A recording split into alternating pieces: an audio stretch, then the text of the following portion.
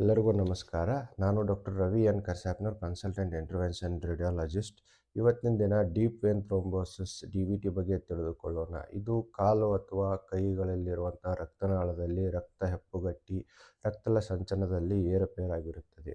ಈ ಸಮಸ್ಯೆಯನ್ನು ಅತಿ ಬೇಗವಾಗಿ ಪತ್ತೆ ಹಚ್ಚಿ ಚಿಕಿತ್ಸೆ ನೀಡದಿದ್ದಲ್ಲಿ ಹೆಪ್ಪುಗಟ್ಟಿರುವ ರಕ್ತ ಶ್ವಾಸಕೋಶದವರೆಗೂ ಹರಡಿ ಉಸಿರಾಟದ ತೊಂದರೆಯಿಂದ DVT ಸಮಸ್ಯೆಯು ಸಾಮಾನ್ಯವಾಗಿ ಶಸ್ತ್ರಚಿಕಿತ್ಸೆಯ ನಂತರ ಹಾಗೂ ಇನ್ಯಾವುದೇ ಕಾರಣಗಳಿಂದ ತುಂಬ ದಿನ ಬೆಡ್ ರೆಸ್ಟ್ನಲ್ಲಿ ಇರುವವರಲ್ಲಿ, ಅಲ್ಲದೆ ಮಹಿಳೆಯರು, ಗರ್ಭನಿರೋಧಕ ಮಾತ್ರೆ ಸೇವಿಸುವವರು, ಅಲ್ಲದೆ ಅತಿಯಾದ ಧೂಮ್ರಪಾನ ಮದ್ಯಪಾನ ಮಾಡುವವರಲ್ಲಿ, ಅಲ್ಲದೆ ಕೆಲವು ವಿಧದ ಕ್ಯಾನ್ಸರ್ಗಳಲ್ಲಿ ಹಾಗೂ ಇನ್ನೂ ಹಲವು ರಕ್ತ ಹೆಪ್ಪುಗಟ್ಟುವಿಕೆಯಲ್ಲಿ ಏರುಪೇರಾದಿಂದ ಬರುವಂಥ ಕಾಯಿಲೆಗಳಲ್ಲಿ ಸಾಮಾನ್ಯವಾಗಿ ಕಂಡುಬರುತ್ತದೆ. ಈ DVTಯ ಗುಣಲಕ್ಷಣಗಳು ಏನಪ್ಪ ಅಂತಂದರೆ, ಕಾಲುಗಳಲ್ಲಿ ವಿಪರೀತವಾದ ಬಾವು, ಊತು ಅಥವಾ ಕಾಲು ಕೆಂಪಾಗುವಿಕೆ ಹಾಗೂ ಕಾಲುಗಳಲ್ಲಿ ನೋವು ಇರುತ್ತದೆ.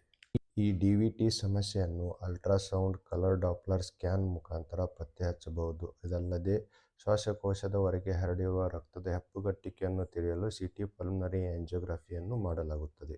ಈ DVT ಸಮಸ್ಯೆಯನ್ನು ಸಮಯಕ್ಕೆ ಸರಿಯಾಗಿ ಪತ್ತೆ ಹಚ್ಚಿ ಅದಕ್ಕೆ ಸರಿಯಾದ ಚಿಕಿತ್ಸೆ ನೀಡದಿದ್ದಲ್ಲಿ ಹೆಪ್ಪುಗಟ್ಟಿರುವ ರಕ್ತನಾಳಗಳು ಶ್ವಾಸಕೋಶದವರೆಗೂ ಹರಡಿ ಉಸಿರಾಟದ ತೊಂದರೆ, ಇದಲ್ಲದೆ ಕಾಲುಗಳಲ್ಲಿ ಪೋಸ್ಟ್ ಥ್ರೋಂಬೋಟಿಕ್ ಸಿಂಡ್ರೋಮ್, ಈ ಕಾಯಿಲೆಯಲ್ಲಿ ವಾಸಿಯಾಗದ ಹುಣ್ಣುಗಳು ಕಾಲುಗಳಲ್ಲಿ ಆಗಿರುತ್ತದೆ. ಇದಲ್ಲದೆ ಸೆಕೆಂಡರಿ ವ್ಯಾರಿಕೋಸ್ ವೇನ್ ಅಂದರೆ ಉಬ್ಬಿರೋ ರಕ್ತನಾಳಗಳು ಸಹ ಕಾಲಿನಲ್ಲಿ ಆಗುತ್ತವೆ.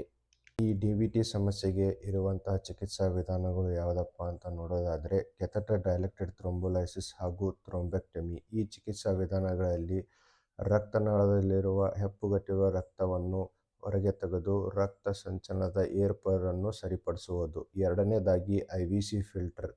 ಈ ವಿಧಾನದಲ್ಲಿ ಒಂದು ಫಿಲ್ಟರ್ ಮಾದರಿ ಡಿವೈಸನ್ನು IVC ಅಂದರೆ ಕಾಲಿನಲ್ಲಿ ಇರುವಂಥ ರಕ್ತವನ್ನು ಹಾರ್ಟಿನೆಡೆಗೆ ಒಯ್ಯುವ ದೊಡ್ಡ ರಕ್ತನಾಳದಲ್ಲಿ ಇರಿಸಲಾಗುತ್ತದೆ. ಇದರಿಂದ ಕಾಲಿನಲ್ಲಿರುವ ಹೆಪ್ಪುಗಟ್ಟಿರುವ ರಕ್ತವು ಶ್ವಾಸಕೋಶಕ್ಕೆ ಹರಡುವುದನ್ನು ತಡೆಗಟ್ಟಬಹುದು.